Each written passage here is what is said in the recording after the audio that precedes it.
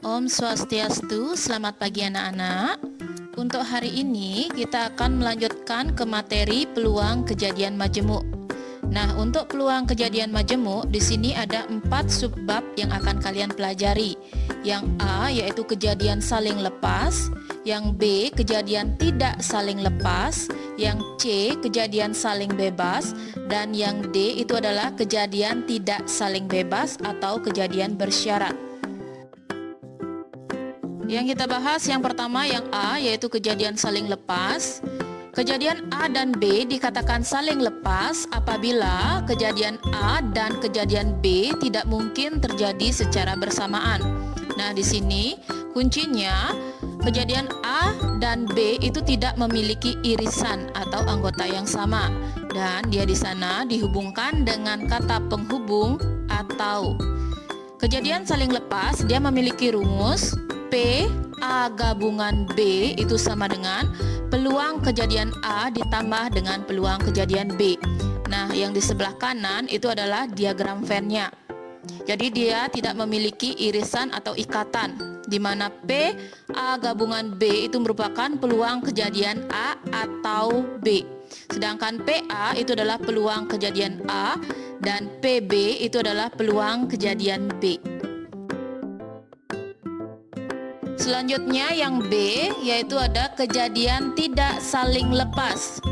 Kejadian A dan B dikatakan tidak saling lepas apabila kejadian A dan B dapat terjadi secara bersamaan. Nah, kuncinya di sini kejadian A dan B itu memiliki irisan. Dihubungkan dengan kata atau sama seperti yang kejadian saling lepas.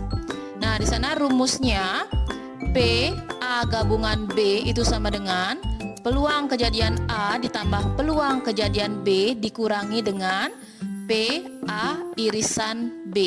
Nah, di mana P A gabungan B merupakan peluang kejadian A atau B, PA itu peluang kejadian A, PB merupakan peluang kejadian B, sedangkan PA irisan B ialah peluang kejadian A dan B atau irisannya dia. Yang di sebelah kanan itu adalah gambar diagram Venn-nya. Selanjutnya yang C itu ada kejadian saling bebas. Nah, kejadian A dan kejadian B dikatakan saling bebas apabila kejadian A tidak mempengaruhi peluang terjadinya kejadian B dan berlaku sebaliknya. Di sana kata kuncinya di sana dihubungkan dengan kata dan. Rumus dari kejadian saling bebas yaitu P A irisan B itu sama dengan peluang kejadian A dikali dengan peluang kejadian B, di mana P A irisan B itu merupakan peluang kejadian A dan B. PA itu peluang kejadian A dan PB merupakan peluang kejadian B. Selanjutnya yang terakhir di sana ada kejadian tidak saling bebas atau kejadian bersyarat, di mana kejadian A dan B dikatakan tidak saling bebas atau bersyarat apabila munculnya kejadian A mempengaruhi peluang terjadinya kejadian B dan sebaliknya. Di sini sama-sama dihubungkan dengan kata dan.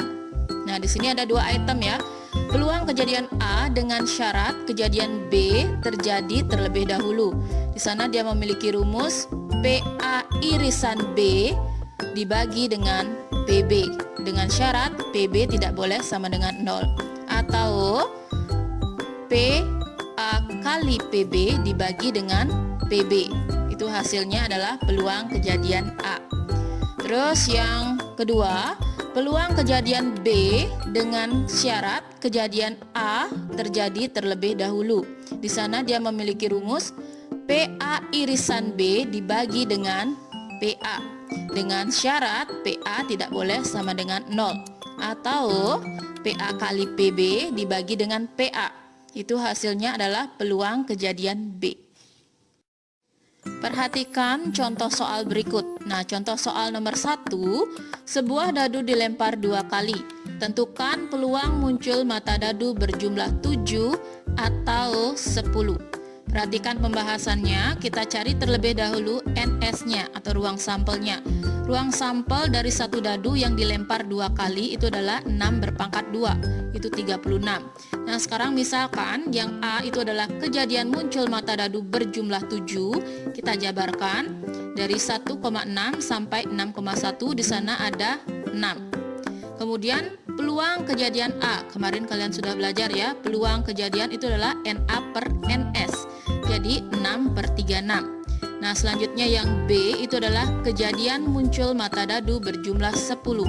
Kita jabarkan dari 4,6, 5,5, 6,4, itu ada 3.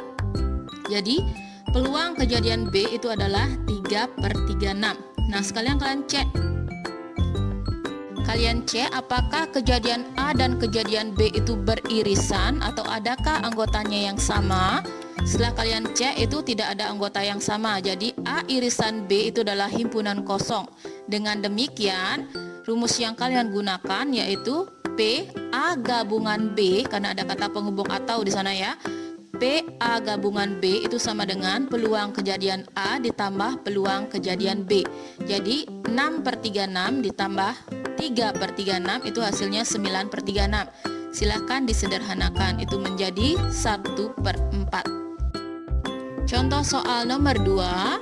Sebuah kotak berisi 6 bola yang diberi nomor 1 sampai 6. Nah, 2 bola diambil bergantian dengan pengembalian. Tentukan peluang terambil kelipatan 2 dan kelipatan 5 dari bola-bola tersebut.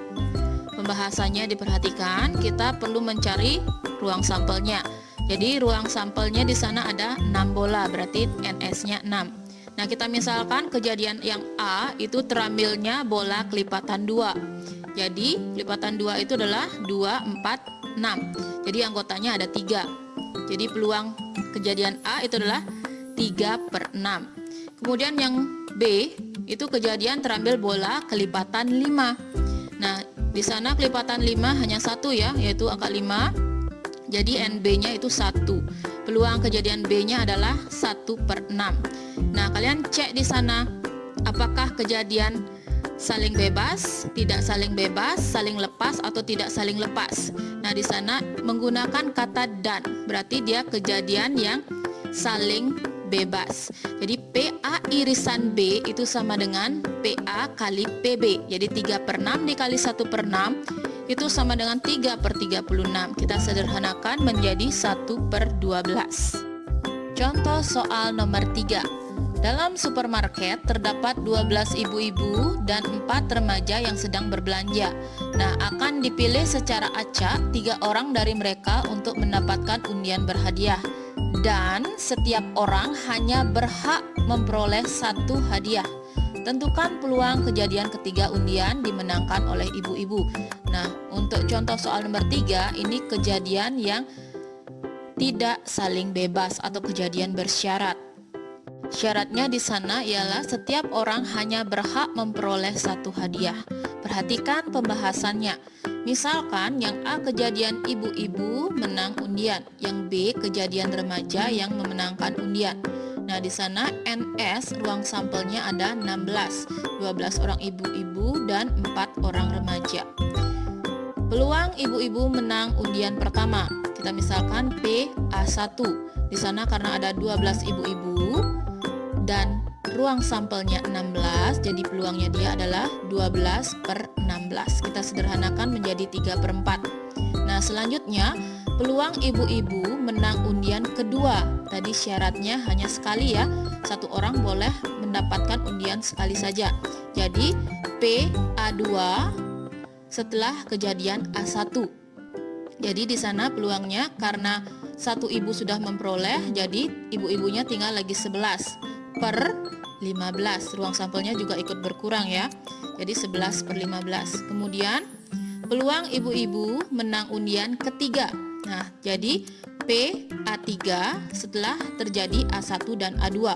Di sana karena 2 ibu-ibu sudah memperoleh, jadi yang ibu-ibunya tinggal 10 orang. Berarti 10 per ruang sampelnya juga berkurang lagi 1. 10/14. Kita sederhanakan menjadi 5/7. Nah, jadi peluang ketiga undian dimenangkan oleh ibu-ibu di sana menggunakan aturan perkalian ya. Jadi 3/4 dikali 11/15 dikali 5/7. Di sana itu hasilnya ialah 11/28. Contoh soal nomor 4.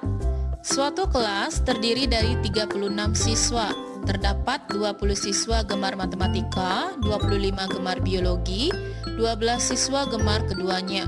Nah, dari seluruh siswa akan dipilih satu orang untuk mengikuti lomba menulis ilmiah.